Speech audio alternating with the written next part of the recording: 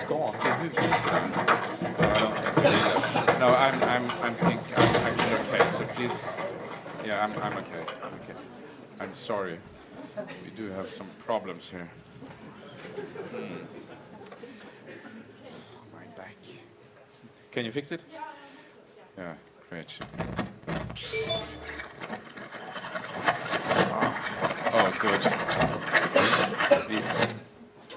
Oh, thank you. Good. Thanks a lot.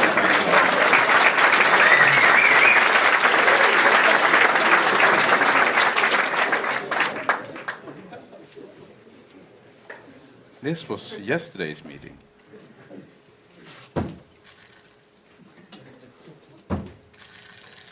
Yes, we're set.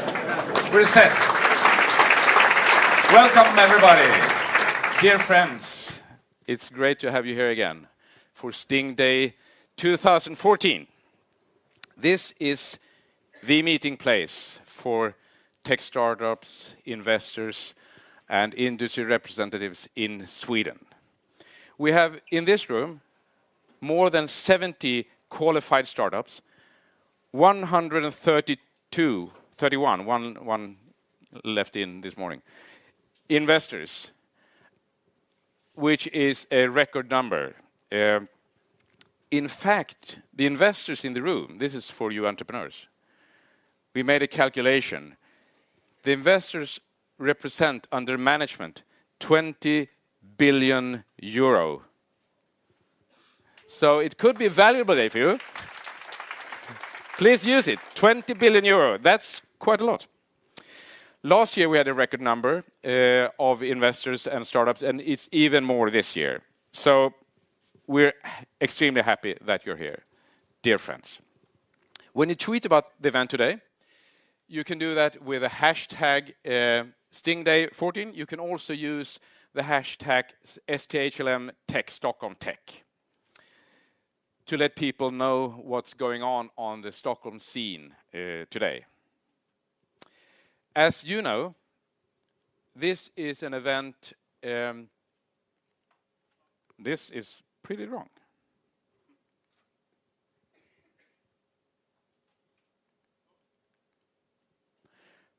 As you know, this is an event by invitation only. And that is possible thanks to our events partners. So I would like to mention them, and that's Microsoft BizPark, Soundtrack, Your Brand, Softlayer, Vinnova, Almi, Tillväxtverket, and EIT iZettle Labs. Thank you for making this possible. But I also want to make a salute, especially to our core partners for Sting in general, which is KTH with KTH Innovation. I know they're here. And of course, our owner, the Electrum Foundation, backed by Ericsson, the City of Stockholm, and also KTH. Thanks a lot for backing us.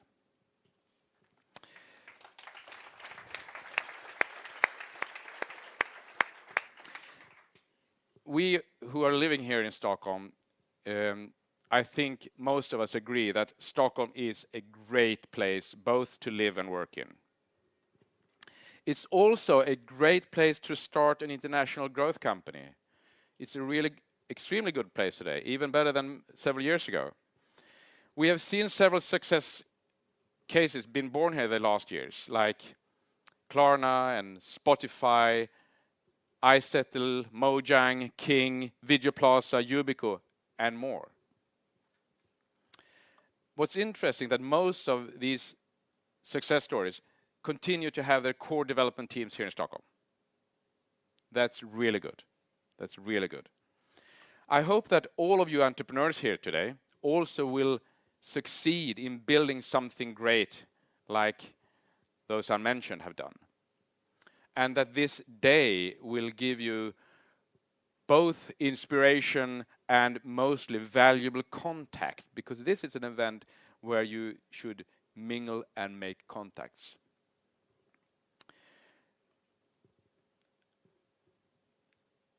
Let's have a mutual vision. I think this would be pretty cool. To make Stockholm the startup capital of Europe. I think we're already there. But we could have that as a vision and a brand name perhaps in the future. Stockholm, the startup capital of Europe. That would be cool. Now a little bit about us. We're an ecosystem. Sting is an ecosystem accelerating startups. We've been around for 11 years now, with a team of around 15 persons. Here's the team all together, and the latest crew members also on this team.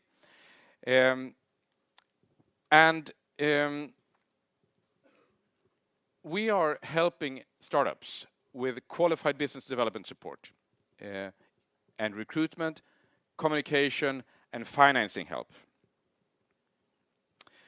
And we also help making the journey out in the world a little bit quicker and faster. We love what we're doing. That's why we're wearing a blinking heart today. I would like to show you some figures. We've been around for a couple of years, and I like to show you some figures from the company's development over the years. We have admitted 124 startups to our accelerator or our incubator.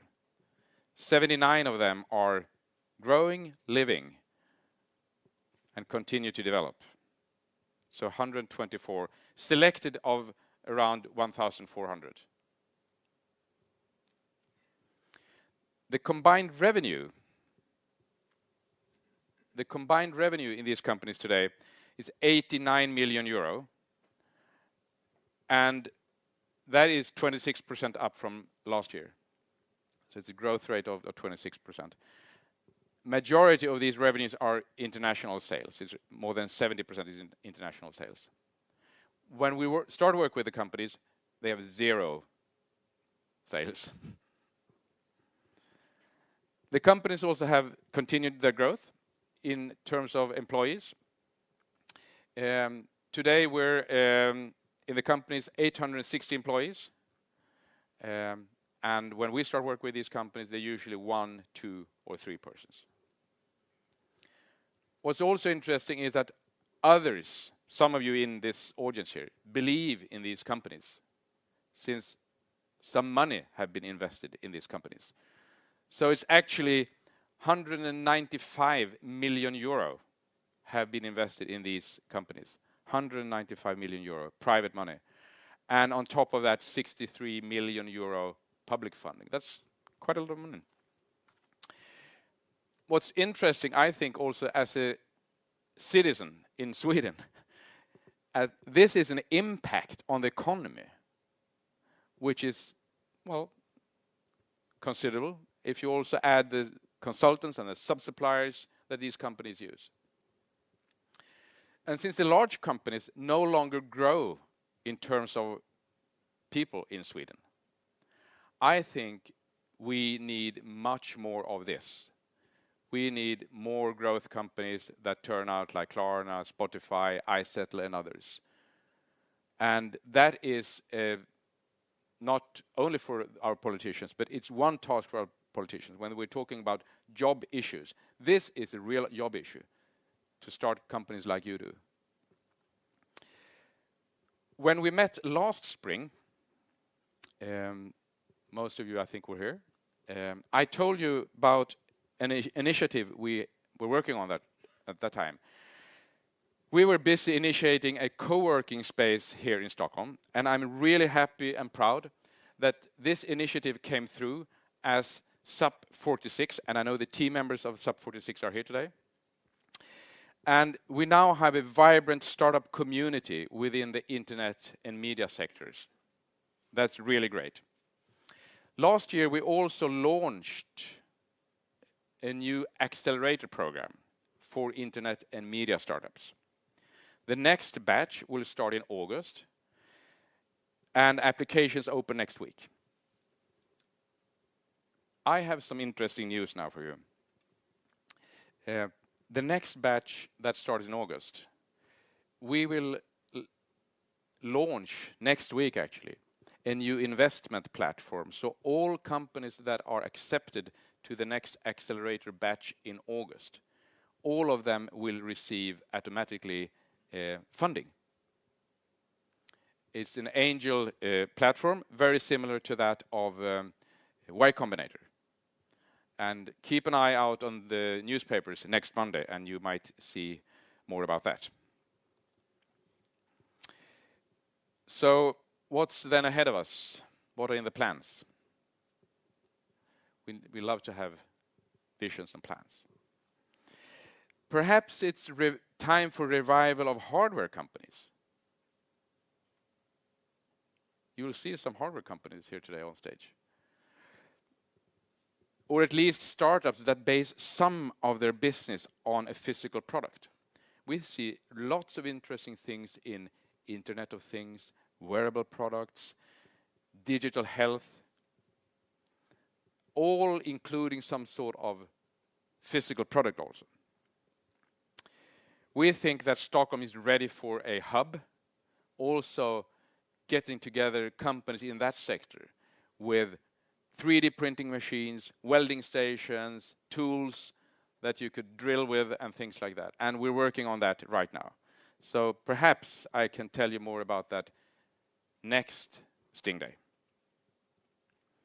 And finally, I would like to tell you real fresh news. It's only 2.5 hours old. We launched 3 hours ago our new webpage. This is a new digital side of us, the stockholminnovation.com. As you see, we themed up the stage here for Sting Day with the start page, and we hope you like it as much as we do. I hope we don't get the same sort of accidental problems with this skyline as we had earlier here. But please visit it, and it's open since 2-3 hours ago only. Okay. Now let's move to our first keynote speaker. Currently, this is one of the fastest growing companies in Sweden. A year-to-year growth rate for this company over a couple of years, plus 400%. Plus 400%. This is a company that has revolutionized mobile payments with its game-changing service and the little black hardware card reader. It's founded in Stockholm, 2010. iZettle is today operating in 9 countries with hundreds of businesses using their innovative product. The company is worth hundreds of millions euro and have a staff of close to 150 persons all over the world, operating on 9 markets. We're happy, really happy to be joined by Jacob here today. He is the co-founder and CEO of iZettle. And before starting iZettle, he was an employee, one of the first, I think, employees at the performance marketing firm Tradedoubler, where he held a major part in building one of the largest advertising networks in Europe. So, welcome up Jacob de Geer.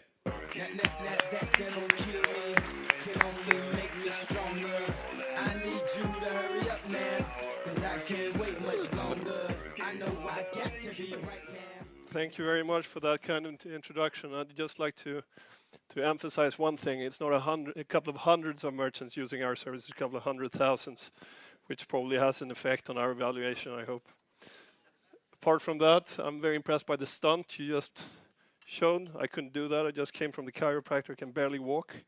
So I'll skip that and tell you a bit about the iZettle journey. I was asked by Per and Sting, thank you very much for having me in the first place. I was asked by you to tell you sort of the uncut version of iZettle. Because as most of you entrepreneurs in here, all of you investors, you know that it's never a smooth ride. Nothing is ever a smooth ride. No matter what the papers say, no matter what the PR says, it's always some sort of roller coaster. Does it work? Okay. It was probably my cursing that kind of shut this one off. Roller coaster ride from hell was the last thing I said. So this is my story about our roller coaster ride. Some days are better than others. Some days are simply not. This is where we started back in 2010. And let's just go back 4 years in time, and I'll tell you how it all started. So it was a pretty dark January evening, 2010. My wife came home. She was absolutely furious.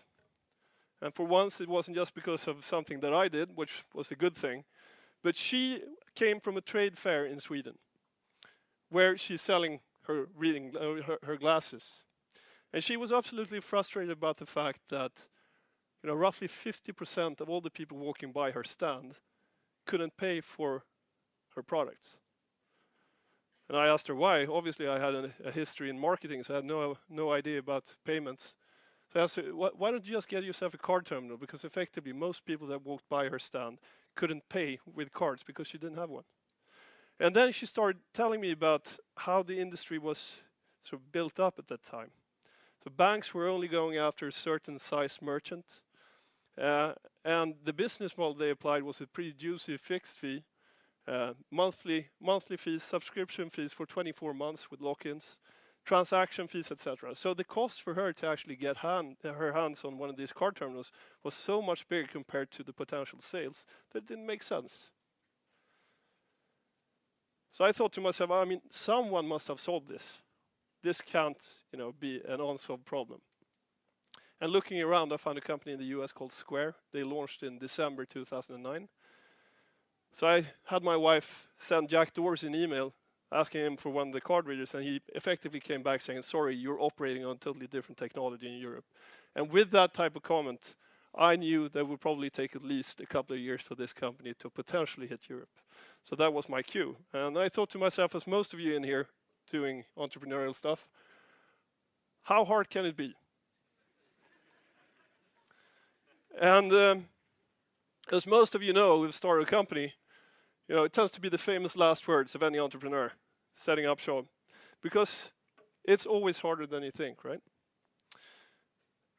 In my opinion, I think the lessons learned here is that the lack of knowledge is actually the perfect motivation to disrupt any type of industry. Because with knowledge, you would never dare to move into that particular industry. Looking back today at what I did 4 years ago, I doubt that I'd actually jump onto the ship, or the iZettle ship. But we did, and it's been a fantastic journey so far. So, as any entrepreneur, you start off with your vision.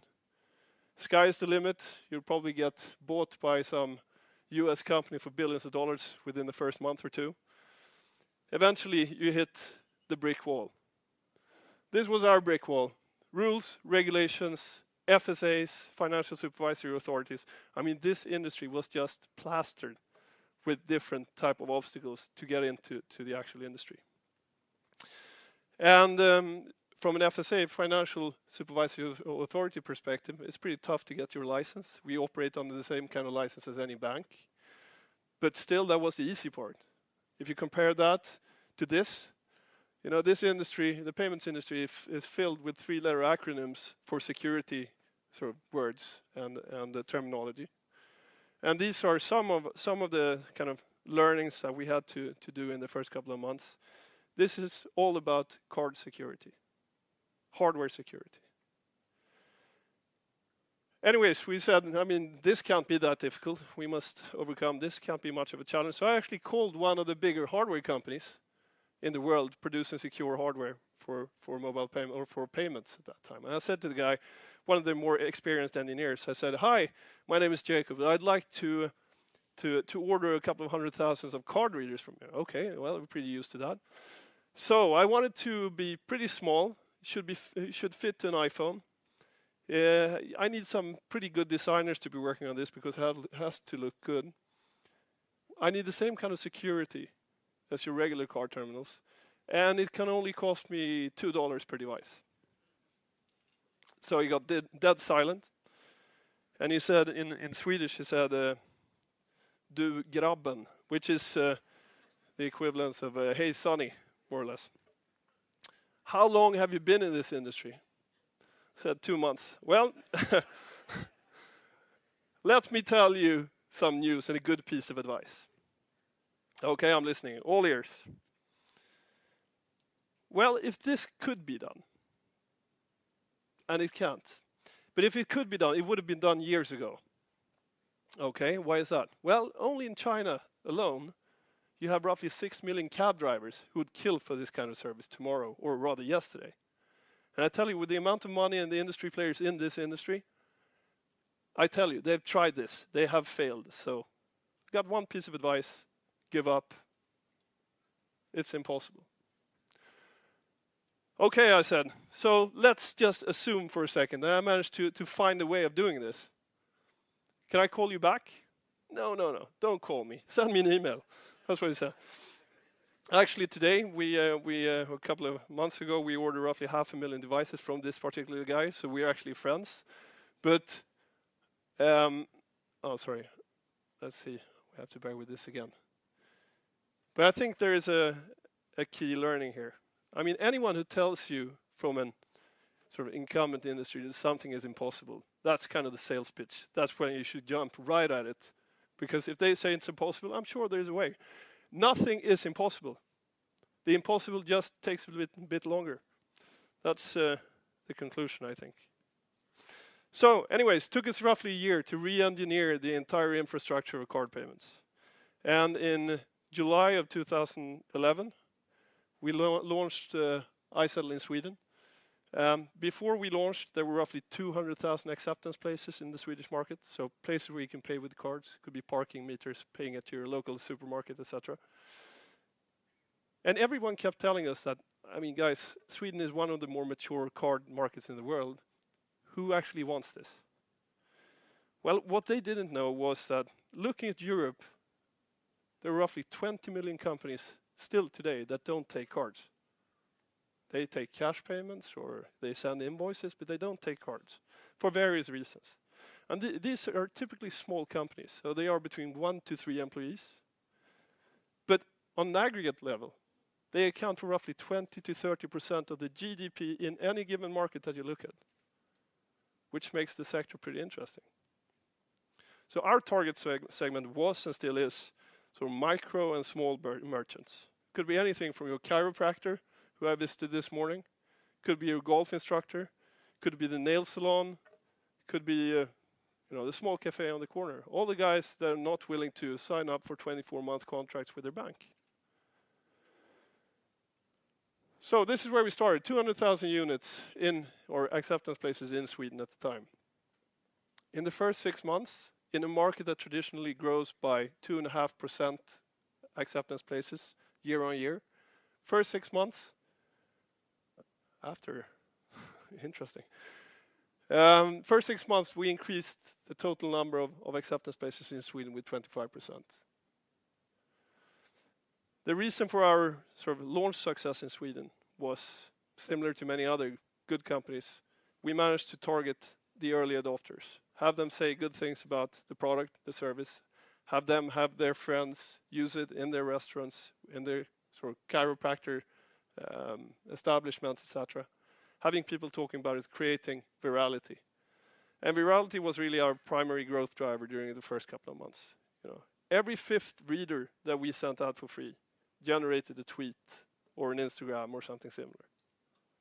That was the way we started off growing. And this led us to kind of the next step, our first investment. The growth pace that we saw and the interest that we saw from international VCs was pretty spectacular.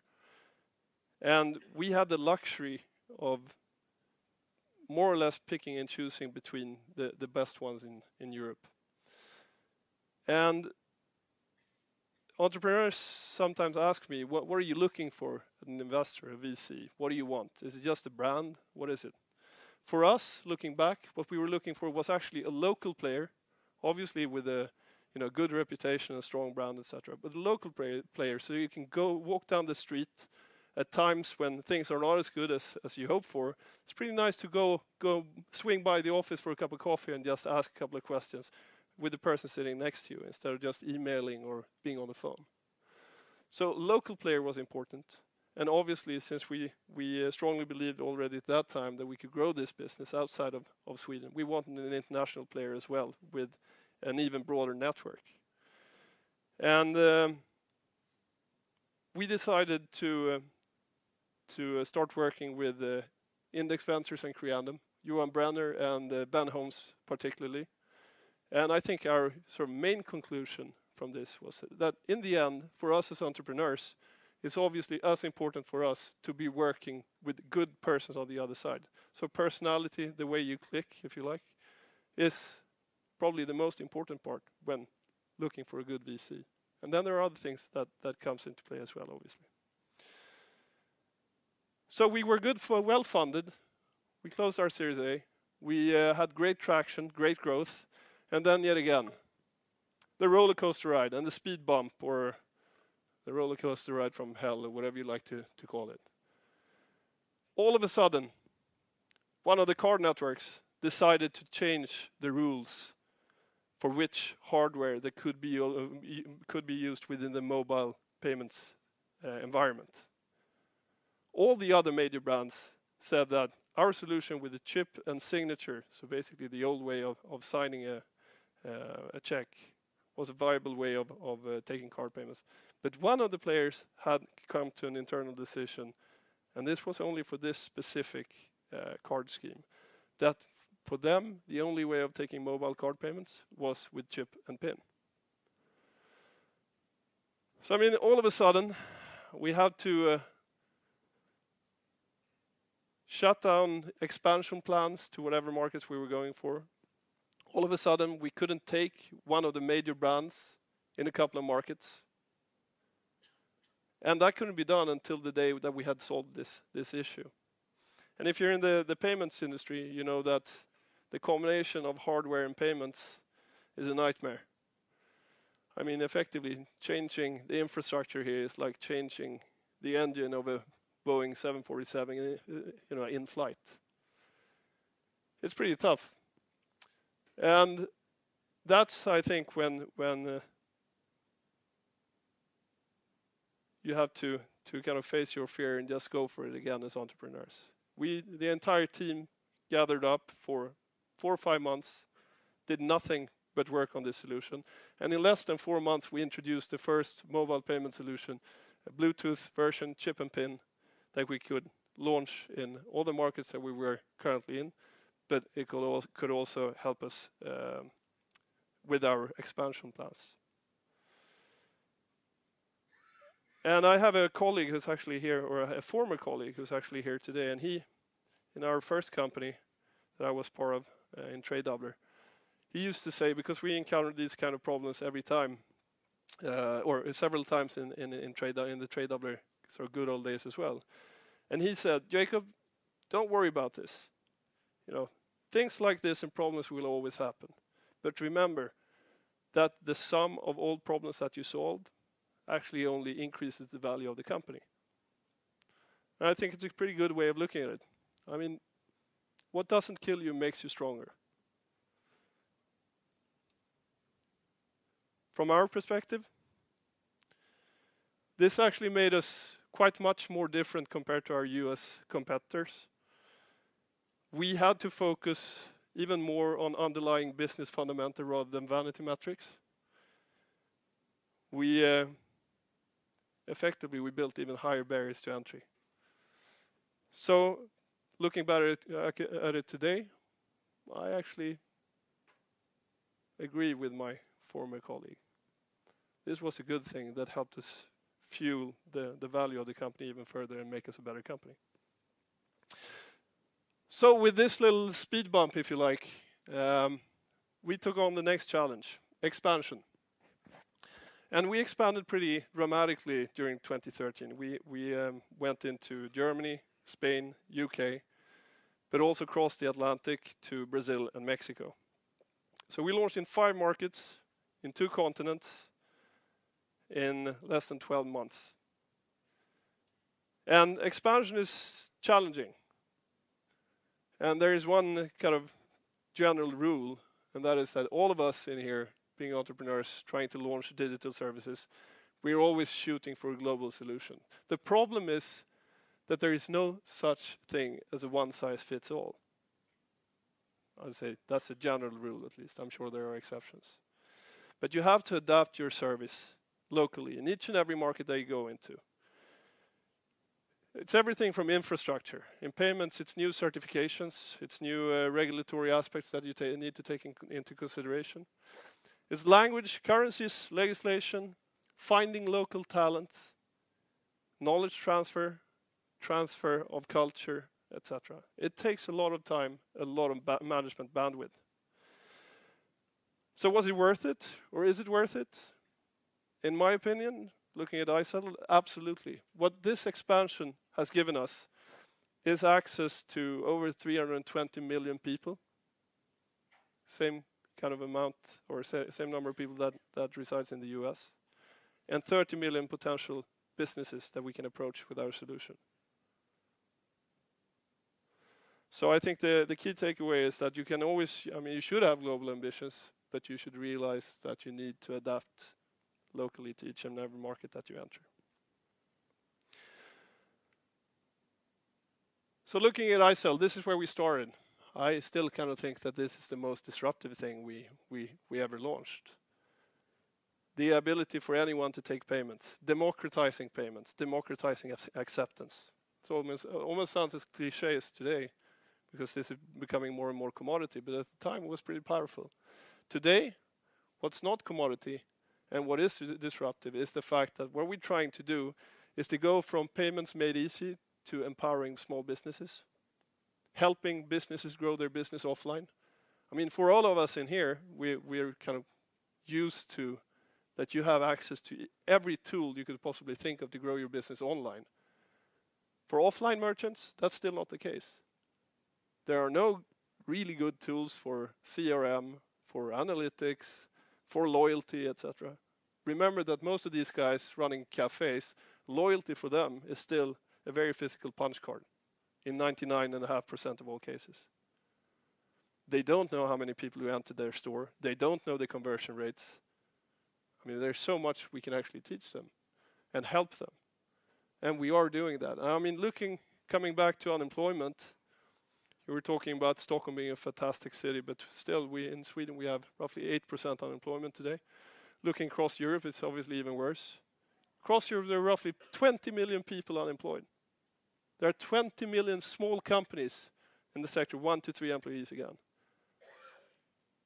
Our vision is to help these guys. Help them grow their business to the extent that they can employ one more person. Obviously, we won't be able to do that for all of them. But that's what we're shooting for. Helping these businesses grow their business. And I think what's pretty nice is that our original vision of democratizing payments still stands. And these are my 2 personal favorites. iZettle was the first card payments company in the world to actually give the ability to homeless people in Stockholm, selling Situation Stockholm, the equivalent to the UK's Big Issue, taking card payments with iZettle. Obviously, these guys have had the same kind of challenge as my wife experienced a couple of years ago. People don't carry cash in Sweden. Sales are just going down. This other little girl is Malin. She's 12 years old. She is, our Sweden's great hope for the future. She's an entrepreneur. She's selling Mayflowers, a thing that we do every year in Sweden.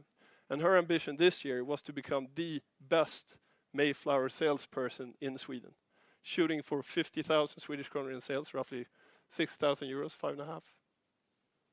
So, empowering people with the ability to take in cards. I think that's pretty massive still. So looking ahead, what are our challenges? I'd say that, culture.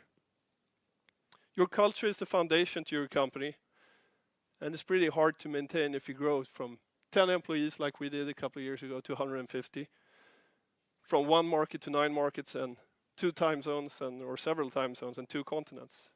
Why is culture so important, and why don't you want to fuck it up, to be quite frank? Well, the stronger the culture, the less need for processes, corporate processes. the stronger the culture, the more you can trust everyone to do the right thing. And most important, if you manage to keep a good culture and embrace it, then you can allow people to be entrepreneurial. Entrepreneurial to me is having fun. So looking 1 year down the road, this is probably where I'm going to try to spend most of my time, in combination obviously with growing the business. But this is the true challenge, I think, when you're growing a company. So I think I'm coming to the end of my presentation. I just want to finish off with one last story. When we were looking for a chairman back in 2010, we thought to ourselves, I mean, what kind of person do we need here? Obviously someone with good energy and great vision. And then you have, on the flip side of that, you need someone a bit more boring, given that we are regulated by the FSA. I mean, the shit will definitely hit the fan at some point. So we want someone with a good experience. So we found the perfect guy. His name is Hans Dahlborg. He's 72 years old, and I'm probably one of his biggest fans. He was previously the CEO of Nordbanken. He was the chairman of Nordea, and he's today the honorary chairman of Nordea. He's the chairman of Ingenjörsvetenskapsakademin. He's the chairman of Uppsala University. And obviously during his years, he's been through all the potential types of crises you can possibly think of. It's security breaches, compliance breaches, financial crisis, internal crisis, I'm pretty sure. Yet, he is still married to the same woman, very healthy, two good, or a couple of good kids, I don't know if they're 2 or 3. Massive sense of humor. And just looking back at my 4 years compared to his decades of years working in this type of industry. During some of the tougher times, I've asked him, how the hell did you pull this together? How do you still keep a family, and how do you keep us healthy and open-minded and all that? And I think every time I asked him that, he comes back with a quote from a lead singer of a band. And you would probably believe that this band is Beatles, something like that. But actually, the quote he always comes back to, it's amazing how much your body can take when you're having fun. And again, it's not Beatles. It's Bruce Dickinson from Iron Maiden saying this, which is probably part of the reason why we wanted him as a chairman in the first place.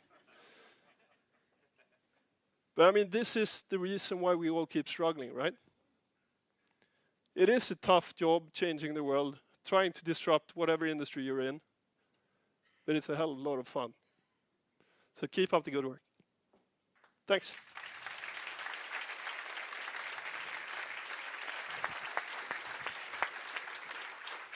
Thank you. Stanna kvar. Thanks a lot, Jacob. And we need heroes like this, even more. We might have time for perhaps 1 or 2 short questions. If there is anybody who would like to address Jacob a question now, so this is the moment to do that now. So please raise your hand if anybody would like, because we can do that. There's some microphones if... Okay. I can ask a question. Are you going to develop any other products besides the one that you have on the market today? I certainly hope so. Otherwise, we probably will fail with our ambition of helping these guys grow their business. So absolutely. I mean, as we see it, card payments is just the back door to merchants. And what really is of interest to us is really, obviously, all the data, all the services that we can add on top of payments. So absolutely. There's a lot of development going on. Any other question? Okay. There's one. There's one. Yeah.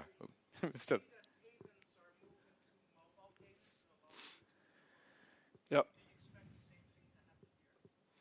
So we see that payments are moving to mobile payments around the world. Do you see the same thing happening here? Absolutely. I think, looking from our perspective, we are an acceptance solution.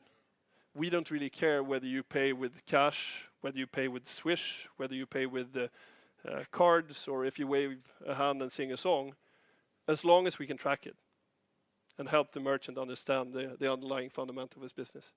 So absolutely, I think it definitely moved to mobile. I think we'll see probably the same thing in most European markets as you've seen in Japan.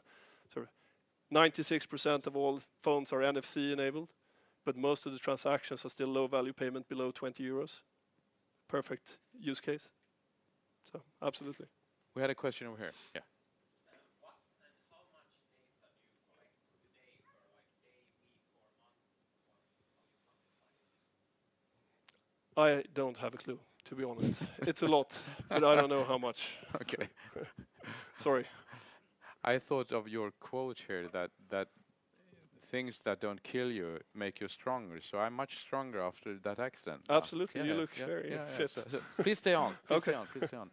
I would like to introduce an entrepreneur to you. It's Caroline Baronius, and she's working on a fantastic project in Uganda called Shaifo. And please, Caroline. Thank you. I would like to present you with a 100 krona gift voucher in form of a donation made from Sting to Shaifo. This actually will help improving child health service delivery in Uganda.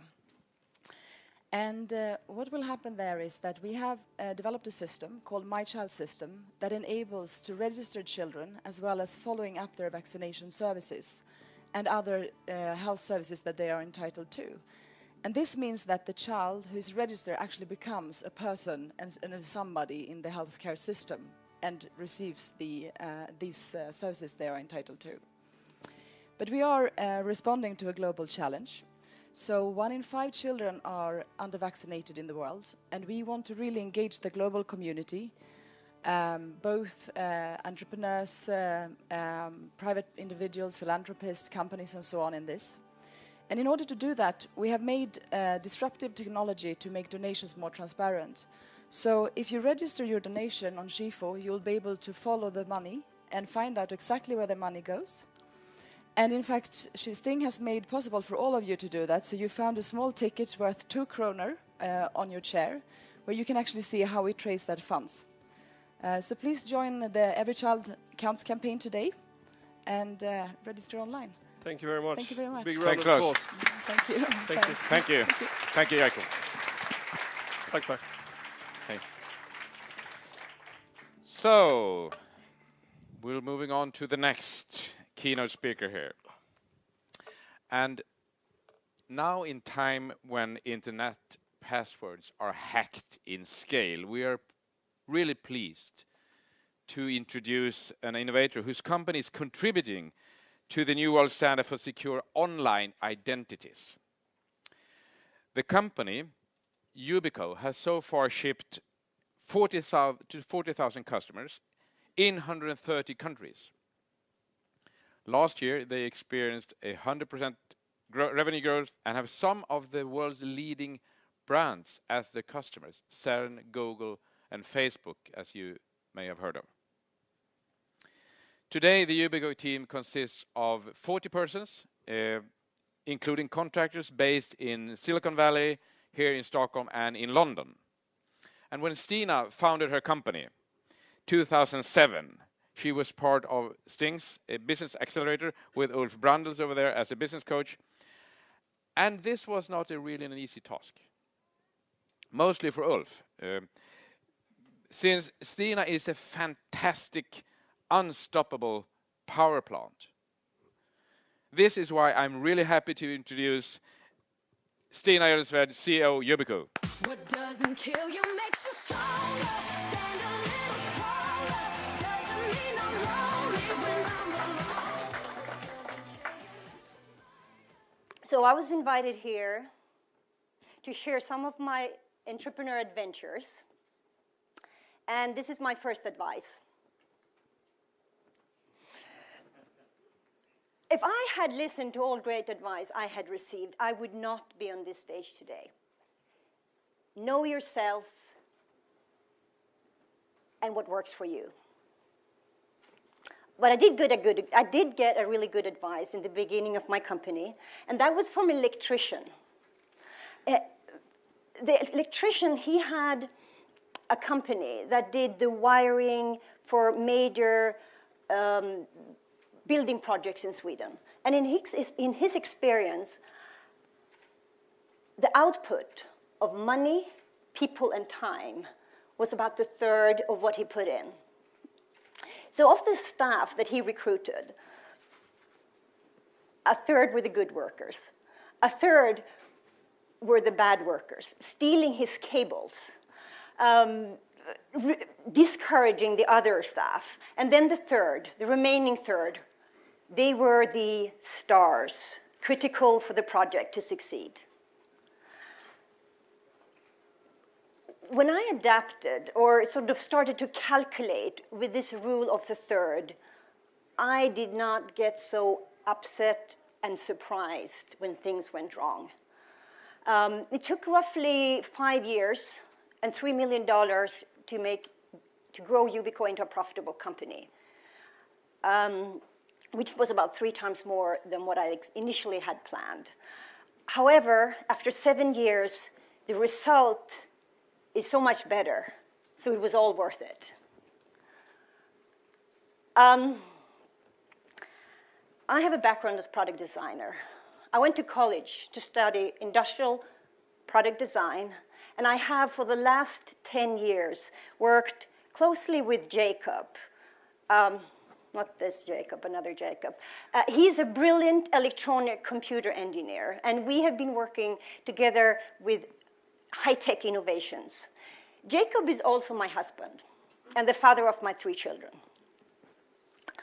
So in one of the projects, we were exposed for the challenges of online identity fraud, and we learned that about $1 trillion is lost every year online.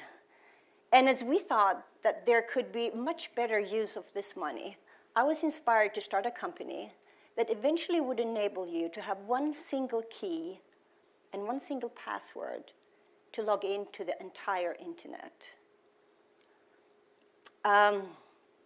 With a vision to be ubiquitous, we named the company Yubico. When developing a product, it can actually be quite helpful to start talking to customers. And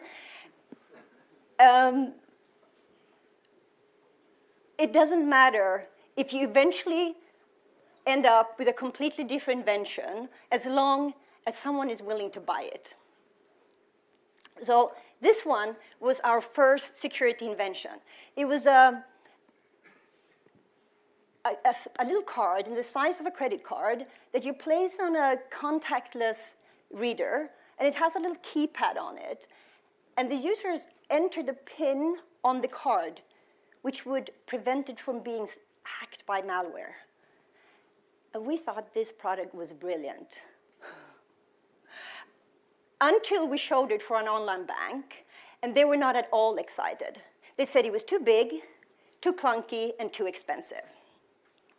So we developed a little USB key with the keypad on the key. But the bank was still not excited. They said, well, they had millions of end users sitting on different computers, platforms, and browsers.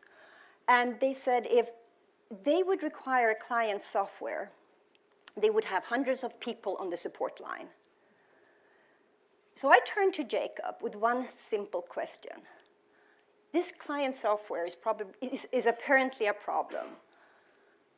But how come I don't have to install anything when I plug in my USB keyboard into my computer? And with that question, Jacob found the solution to the problem. This is how the YubiKey looks today, which is basically an authentication device that pretends it's a USB keyboard. The little gold area is a touch button, and when you touch it, it sends a long encrypted passcode as if it was automatically, as it was typed in from a keyboard, but all automatic. And you don't need any client software. This particular version actually also have a wireless connection. And this design, also developed in close collaboration with customer, is so small that it fits inside the USB port. I have found that teamwork is the most rewarding part of creating a business. And I cannot mention all the amazing people that have joined my team, but I'll mention the two first to come on board. Now we had the Yubico invention. We went back to the bank and we showed it, and they said that they were willing to pilot it if we could present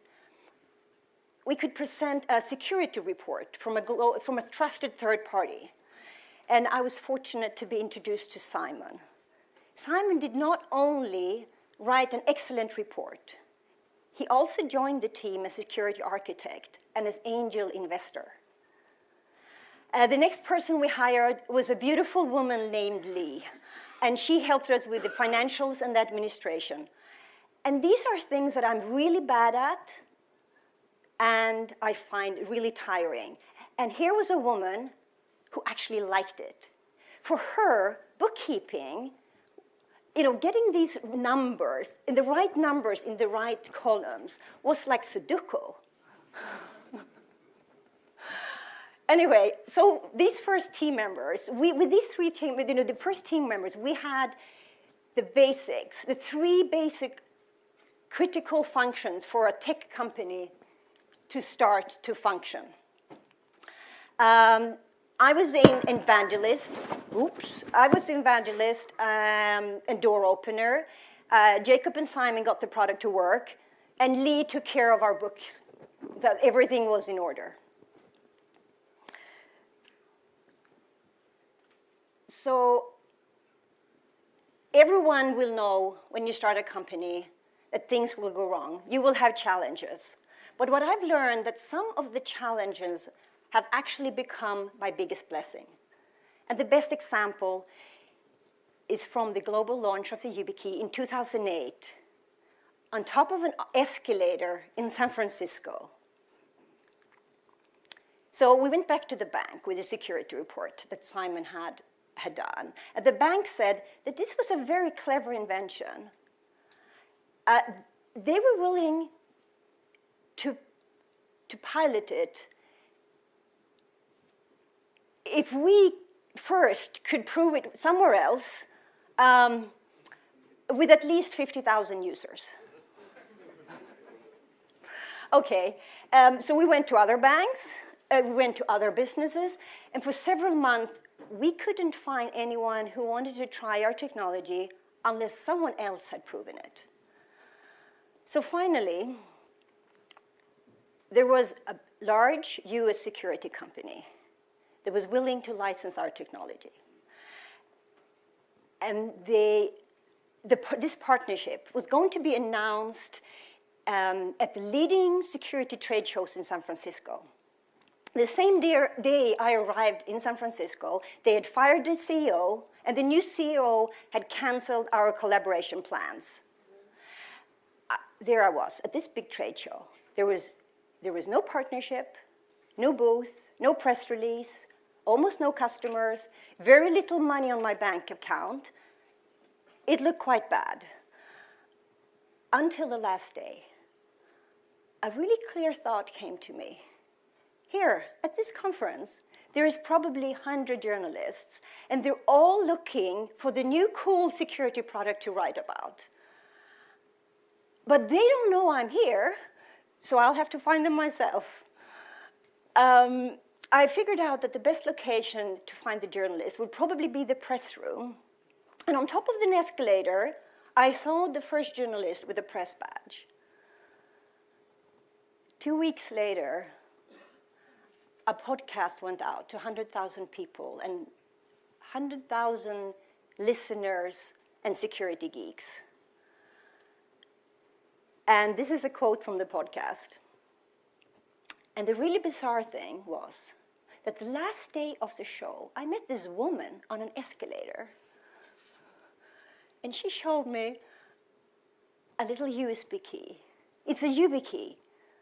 It was so cool. It was the coolest new product on the show.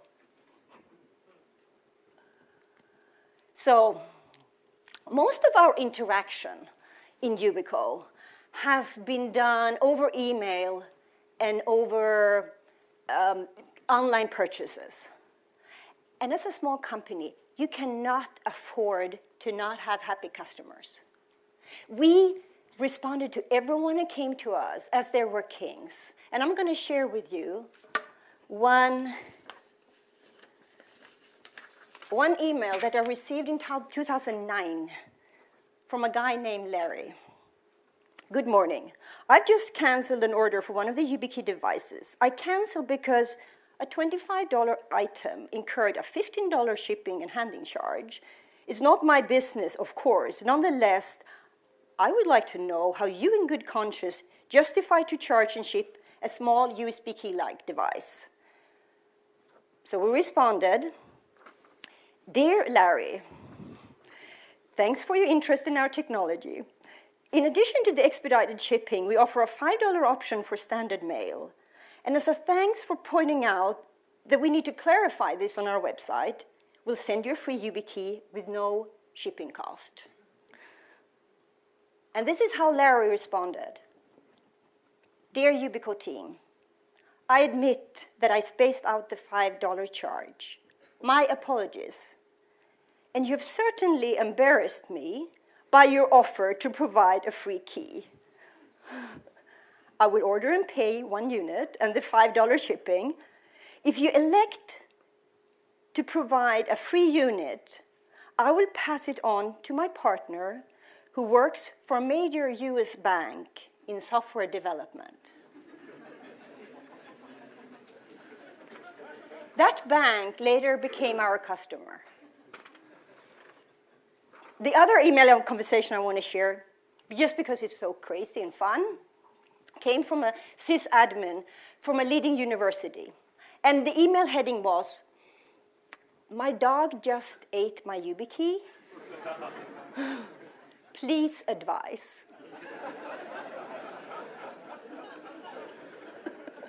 And this support email resulted that Yubico became the first hardware authentication company that actually went through the ultimate durability test. No animals or YubiKeys were harmed. Oh yeah, that was a picture I was supposed to have there. Anyway, so in 2011, we started to get customers, a few orders from the internet giants. And when they came in, I knew that this was the time to move. I mean, I have never been very good at writing long business plans, and this one was no exception. And in one-page PowerPoint presentation, I summarized the business logic why Jacob and I needed to relocate to Palo Alto in the heart of Silicon Valley.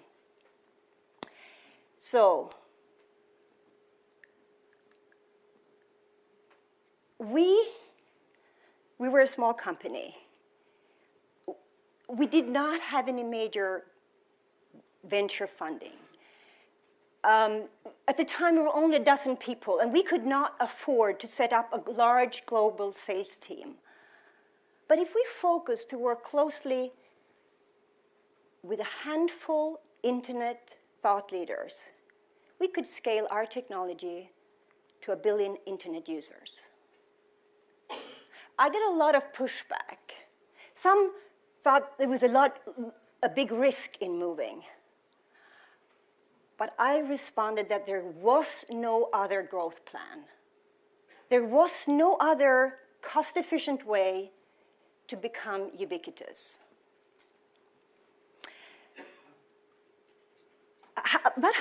About a year after we had moved to Palo Alto, we signed a partnership with Google to develop a new global authentication standard. The project is called U2F, Universal Second Factor, and is one of the standardization initiatives in FIDO Alliance. Of the 17 board members, include Google, eBay, MasterCard, Visa, Microsoft, and Yubico. So,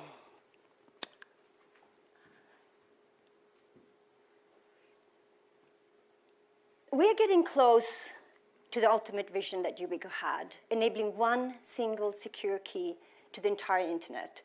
We have sold millions of these devices now in 130 countries. And things are looking really good. For several years, scientists could not explain how a bumblebee could fly because they were too furry, too big, too round, and had too small wings.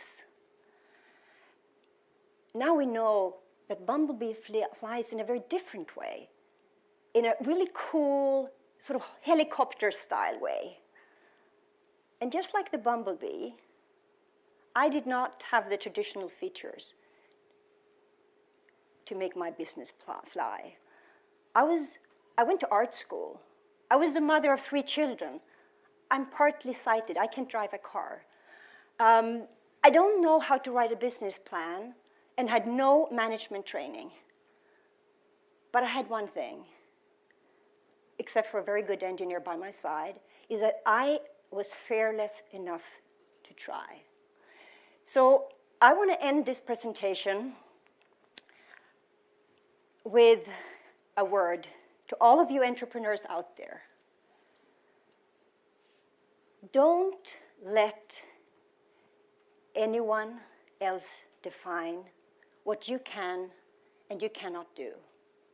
Trust your gut and do it. Thank you.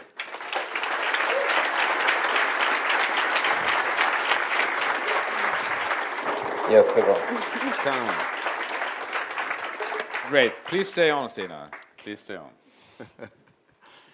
We do have some time for 1 or 2 questions also for Stina. So if you want to raise a question for this fantastic entrepreneur, somebody would like to do that. Yeah, there's one over there. How many YubiKeys have you sold? A couple of millions. Good. What's next? I think we're getting into payments too, so I want to have a discussion with Jacob if he's still around. I think this standard that we're driving with Google is going to be game-changing, where you no longer need username and password that will be hacked. You can have one single key that's not only going to be YubiKeys, it's going to be that technology, or that standard is going to be integrated in other devices too. And it's going to be launched later this year for Google services and various other online services. And we're really excited to be part of that, working with the coolest and the smartest people in the internet security, in the global community, on new standards. Because, I mean, all of you have heard about Heartbleed and all these, vulnerabilities on internet. And if I'm not saying Yubico, but the community working on security, if we don't fix this, our internet, the most beautiful creation ever, will fail. So I feel I have a very big, important mission. Great. Last question, somebody? Okay. Stina, you will also receive the same token as Jacob got from this fantastic entrepreneur, Caroline, working in Uganda. So thanks a lot again. Thanks. A big hand.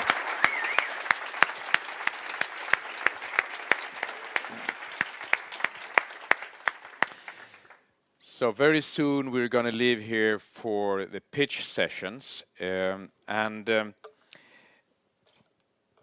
we have done something different this year. We wanted this event to be paperless, and that's why you have got an event app. If you haven't downloaded, you could do that. It's called Show Gizmo. It can be downloaded from Apple Store and Android. In this app, you will find most of the information for this event. Full list of attendees, personal contacts to them, all the companies are in there, and messages can be sent and be received to this event feed. So if you want to speak or meet somebody you can't locate, use this app and tell them where to meet you. Here you also find messages from Twitter, etc. And you can use the hashtag, as I said earlier, StingDay14. So now it's time to briefly talk to the entrepreneurs out in the exhibition. There is an intermission now. And 2:45, there will be a couple of parallel pitch sessions. In this room, we will have the internet and media pitch sessions. Around 10 companies will pitch here. ICT will meet in the room outside the auditorium to the right down here. If you go out to the right. And life science and clean tech have separate rooms at the entrance over there. You can't get lost. So please be in these rooms if you want to listen to these fantastic pitches. We're really good, around 40 startups here that are pitching. Really interesting, from all over Sweden. Also from other countries. There are a couple of pitches also from countries abroad. After the pitch sessions, there will be, it's not an innovation, but it's a little bit odd. Usually we see entrepreneurs pitch their ideas to get investors to invest in them. But when we come back here, 5 o'clock, we will reverse the whole thing. So we're going to have a couple of brave investors, different types, to pitch. Why should you choose me as an investor? And we will have entrepreneurs to judge and give advice. So that will be 5 o'clock in this room again. So now it's some mingling around, and then 2:45, go to your room and see you then 5 o'clock.